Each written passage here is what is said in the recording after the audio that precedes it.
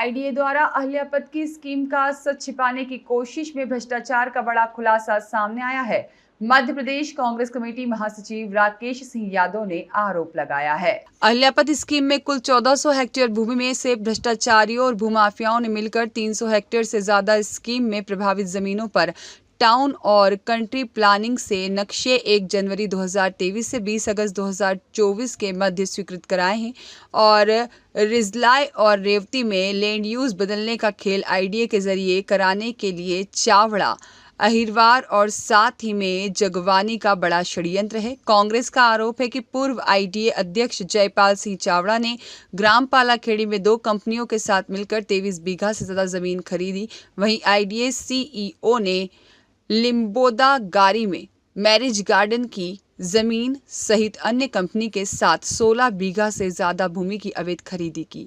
दलाल अतुल काकरिया भी लिम्बोदा गारी में दलाली में कॉलोनाइजर बनकर जमीन खरीदी और नक्शा स्वीकृत कराया।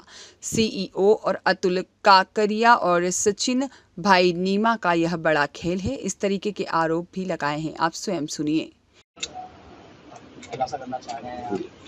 देखिए, अहिल्यापद को लेके एक बहुत बड़ा घोटाला हुआ है जिसमें जयपाल सिंह चावड़ा, वहाँ का सीईओ अहिरवार और मयंक जगवानी और टाउन प्लानिंग का डिप्टी डायरेक्टर गौली, इन लोगों ने भूमाफियाओं के साथ मिलकर एक बहुत बड़ा खेल खेला है। इसमें अहिल्यापद में जो स्कीम में शामिल जमीन है उस पर रातों रात 1 साल में सारे नक्शे पास कराए गए हैं। अभी एक दिन पूर्व सीईओ कुछ समाचार पत्रों पर मैंने पढ़ा के बोल रहे थे कि 13 ही नक्शे पास हुए हैं, बाकी योजना प्रभावित नहीं हुई है। वो बहुत धूर्त और चालाक और झूठा व्यक्ति है जो सब कुछ मैनेज करने की कोशिश करता है। पिछली सरकार में शिवराज सिंह चौहान को मैनेज कर रखा था, अब दावा कर रहा है कि मोहन यादव को भी मैनेज कर लिया, उनको समझा दिया है। अब मुझे नहीं पता कि मुख्यमंत्री कितना समझे हैं, लेकिन आज ये सारे दस्तावेज आपके सामने रखे हैं। टाउन प्लानिंग से 1 साल में 1 जनवरी 2023 से 20 अगस्त 2024 तक लगभग 300 हेक्टेयर जमीन के नक्शे पास हुए हैं जो स्कीम के अंदर हैं। इतना बड़ा झूठ सीईओ बोलता है अपने भ्रष्टाचार को छुपाने के लिए। यहाँ तक कि जो दलाल हैं वो भी कॉलोनाइजर बन गए हैं। अपने नाम से नक्शा पास करा रहा है संजय काकरिया का, अतुल काकरिया का जो नाम है, वो नक्शे भी मैंने बताया आपको। पूरी लिस्ट टाउन प्लानिंग की, सारे दस्तावेज टाउन प्लानिंग का हम आर्थिक अपराध और लोकायुक्त में नामजद सब लोगों को दे रहे हैं कि किस तरीके से षड्यंत्र रचा करा।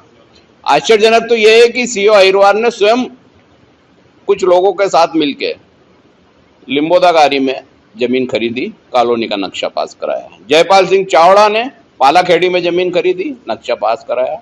मुख्यमंत्री चाहें तो इन आरोपों की दस्तावेज सहित जांच कराएं। उनके पास तो सारी एजेंसी है, एग्रीमेंट सब कुछ मिल जाएगा, किसानों के बयान हो जाएंगे, कैसे पैसे गया 2 नंबर में वो भी ट्रांजैक्ट मिल जाएगा।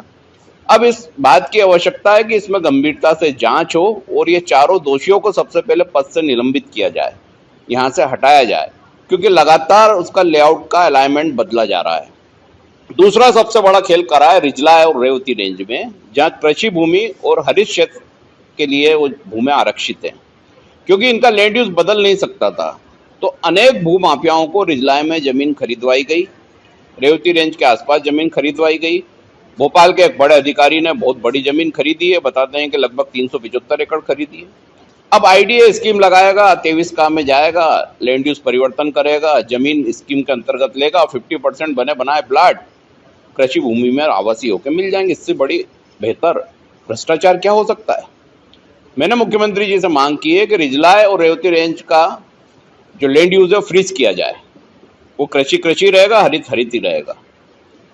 अन्य जगह जितने नक्शे पास हुए हैं 2023 से लेकर 2024 अगस्त तक, वो सारे नक्शे निरस्त किए जाएं, उसके बाद ही स्कीम लॉन्च की जाए। चौथी मांग हमने की है उनसे कि स्कीम में जो खसरे आ रहे हैं उनका प्रकाशन पहले किया जाए, क्योंकि सारा खेल इस बात का भी चल रहा है कि अलाइनमेंट अगर बदलेंगे तो आपका खसरा स्कीम से बाहर हो गया, यानी सेफ हो गया।